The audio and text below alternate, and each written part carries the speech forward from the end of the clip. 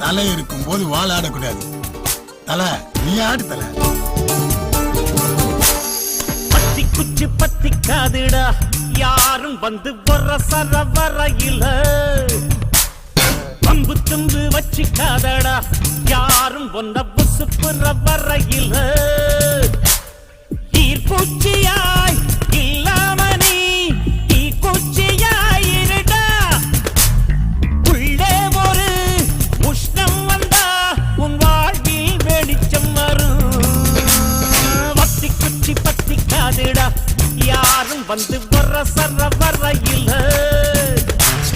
pump தும்பு வச்சிக்காதடா யாரும் வந்த புசு